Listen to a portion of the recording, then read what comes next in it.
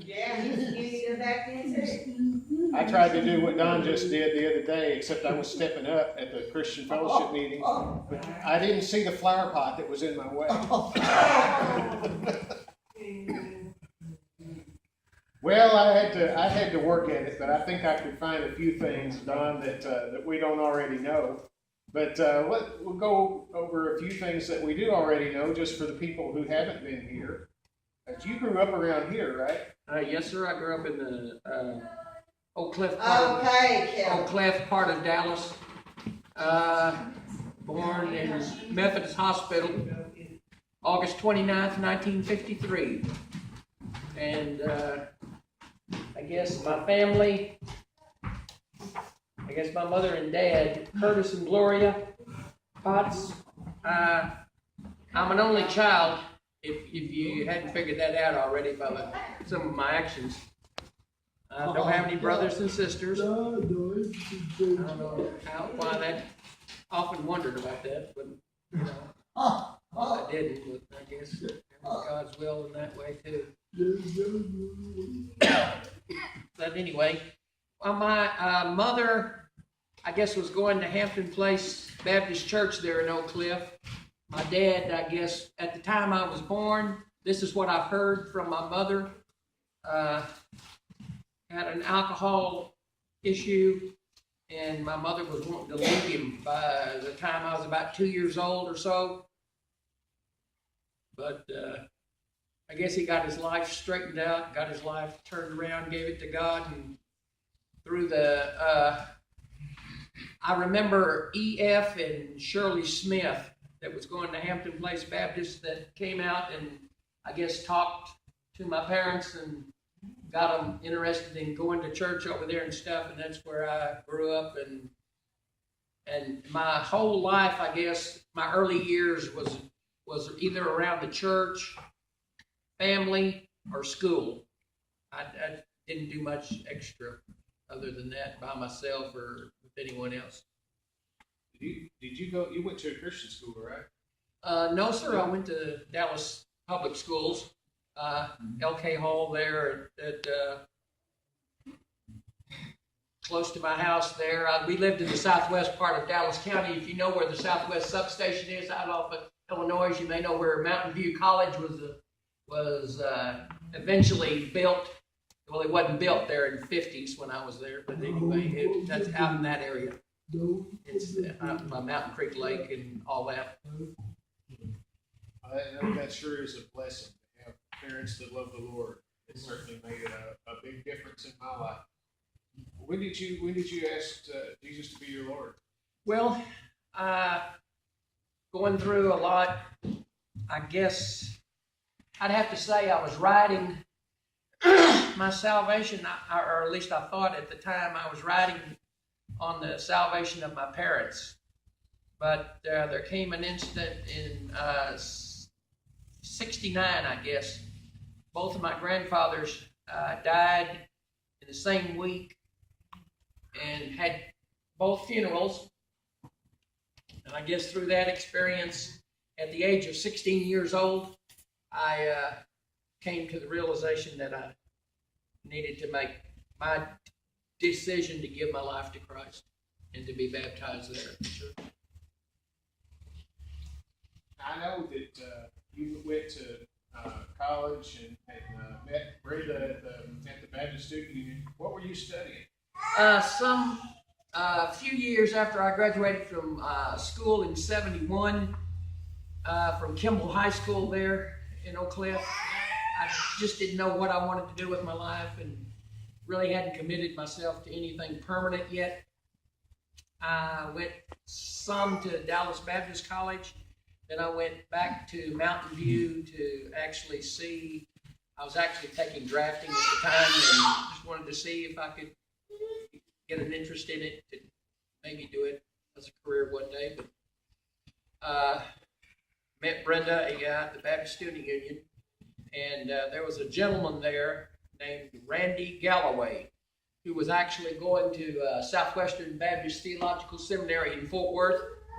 And he had already got his engineering degree from the University of Texas at Arlington. And after that, he felt like God was calling him into the ministry. And so he was going to get his master's degree from Southwestern Theological Seminary in Fort Worth. Well, anyway, he was hired as the Baptist Student Union director at the school there at Mountain View. They allowed the Baptist Union to come in, and it was part of the Texas Baptist General Convention of Texas that he worked for. And I guess we had different people of different faiths and stuff to be there with us. But the thing that I remember the most is he had a weekend revival here at Bartimaeus. And through that experience of just coming out here to Bartimaeus one weekend to help support him while he was preaching the weekend revival there Friday night, Saturday night, and Sunday, I guess it just I just felt like this is what the Lord wanted me to do. I kind of stayed around long enough for Brother Don to hear me.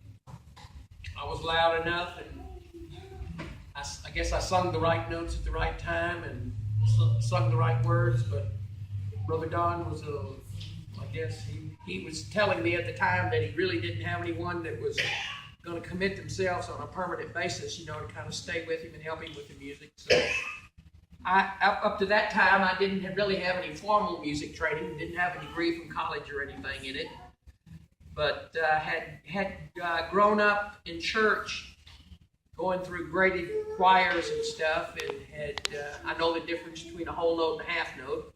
If I saw it on the paper. But I guess just me saying all that, I guess I just committed myself to stay here. Well, you certainly did that, because you started leading worship when? Oh gosh. Well, I don't know the exact day, time, but it was, I guess it was here at this facility. They had already moved here. This was an empty building, as you've heard David say it many times. And his parents, just through the help of the Dallas Baptist Association and others that have helped to give their money, this building has become theirs. And this is the only building that I remember. I don't remember them over there at Lee Park. It's a park over there close to North Dallas Baptist Church where they started the ministry. I know you've done various things throughout your career. What would you say was your favorite job? Oh gosh, I did the lawns for a long time. That thing you see up there in the picture is my son and myself. I guess we were doing yard work in the early days of being here. Back in the late 70s, I think I got here in about 77. Brenda and I had met at college, and we got married September 10th of 77. So I remember my anniversary. There you go. There you go. And that was on a Saturday night, and it just so happens that the next day they were having their anniversary for that year. So we attended that. I don't know. It just, when you get to the point in your life where you just realize you're not going anywhere, and you just, I don't know. I just stayed. I plugged in, and you guys were nice enough to, not all of you that are here now, but most of you that were here then were nice enough to accept me. And we're very grateful that you did. Aw, that was sweet, Ruth. Ron, did you hear Ruth? Did you hear Ruth? What? She said she was very grateful that she did accept you. Oh, well, thank you. But I mean, it's not one of those things. This is not a church where it requires a degree in nuclear physics, or it requires a degree in music or anything like that. Because if I did have a degree in music, I'd be worried about how can I use my skills to either teach or perform somewhere for large amounts of money. But it's not the money. I mean, I'd probably still be coming over here even if I didn't get a nickel. You guys were nice enough to start, helping me with my gas money and stuff in the early days, and now it's gotten to a little bit more, but we don't want to think about that. We want to think about the ministry and what God would have us to do with our lives. And, we all have to make a decision in life what we're going to do with it. I mean, you got to get the old I guess song of the 40s. You got to latch on to the affirmative. You got to get rid of the negative and eliminate. Eliminate the negative and latch on to the affirmative. Don't mess with Mr. In Between. And it's a secular song, but it's got a little message to it. Yeah.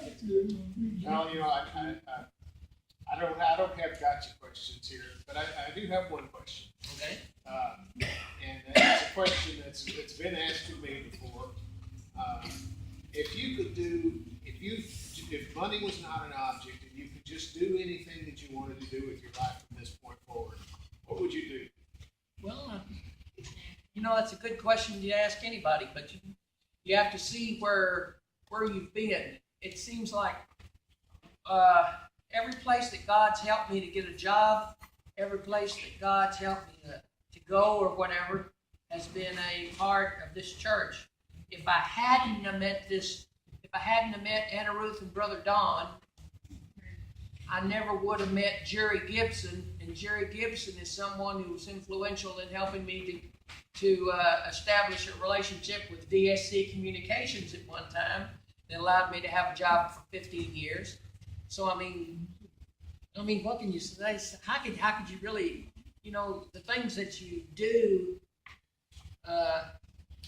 in the past do affect what you're doing now to some extent, and will affect the things that you're doing in the future to a certain extent. So, but yeah, I would be in some kind of ministry somewhere, doing something. I don't know if it, excuse me, I don't know if it'd be being behind the pulpit leading music or not. I'd be doing something in some church somewhere. Well, I know that I am not alone in saying that we definitely appreciate what you do here, the dedication that you've shown being here all these years. And I know that, a lot of times Brenda's the one who speaks out, but you've done it too. I know various times you made sure that I knew that you were available to help in any way that was needed, and we know that about you, and we appreciate that. And I know sometimes, especially working with people who are used to having everything done for them, you don't get a lot of that appreciation. I wanted you to know that you have it from us. Well, thank you. We think a lot of you. Does anybody else have anything they would like to say, Don? I just want to say, Don, sorry we gotta go. Clark forgot to take this and he's busy. And I gotta get him some business. I told him. Okay. Thank y'all. Sorry. I hope he does too. He did quit rushing me, so he can take his medicine. Thank God for Brenda and Don. Thank y'all. They do. Bye, baby. Bye, Kelly. You have to understand that, that I'm not, I don't like people bragging on me a lot, but you have to accept it after a while. But I mean, Brenda's the kind of woman, I'd like to share something about Brenda if I could. I don't think it'll be anything that'll be embarrassing to her. She's what I call a behind-the-scenes minister. She's someone that's willing to do a lot of things for a lot of people, and she doesn't really worry about whether or not she gets credit for it or not in the mind or heart of anybody here on earth. As long as she knows that she's going to get credit for it when she stands before God. And I appreciate her and everything that she's done and putting up with me. As you well know, I'm going to share with you some things that some of you may already know. I haven't been as meek and mild going through this walk of life as I probably should be, and because of it, I've had high blood pressure. Because of it, I've damaged some of the blood vessels going through my kidneys, and I've got about 50 to 60% kidney or renal failure, as they would call it in the medical profession. And I just want you guys to know that your emotions, if I could preach for a minute, your emotions really do affect your physical side of your body, and the physical side of your body really does affect your emotions. You're a total person when the Bible indicates it doesn't. There's no scripture that I could go to that actually says this, but you're a body, you have a mind, and you have a soul, and it affects you in all different ways. Your physical side, your spiritual side, your emotional side. When you get upset about things that really don't matter in life, and that's what I've done in my earlier days. I've gotten upset about a lot of things that people have done to me that I thought they shouldn't have done, or that they didn't act the way I thought they should, or whatever little things. I mean, it affects you emotionally and physically in ways that you may not know. So every time you get upset and you get frustrated and aggravated and whatever else because things aren't going the way you think they should in life, just know that there's a God up there who you're going to have to answer to one day. And just ask yourself the question, if Jesus was here today, would he be doing what I was doing? Would he have the same attitude I would have going through this? And I've had to recently, in the last several years, come to the conclusion that a lot of the things I was doing in the past wasn't right, but I want to get them straight with God right now. And good time as any. And you have to learn to, like Cindy was saying, and I know I've heard it before, you got to learn to forgive yourself, and you got to learn to just realize that whatever life you have left, you want to give it to God. You want to dedicate yourself to God and do what's pleasing in His sight. Let's I'd like to say a real quick prayer, and then we'll move on to the next thing. But Lord, we thank you. We thank you so much for everything you've given us. We thank you for the gift that Don and Brenda have been to this church. It's something obvious to us, even though we were relatively late comers to this ministry. And so we're very thankful, Lord. And we just pray that you will continue to bless. Thank you once again for everything that they do to us. In Jesus' name. Amen.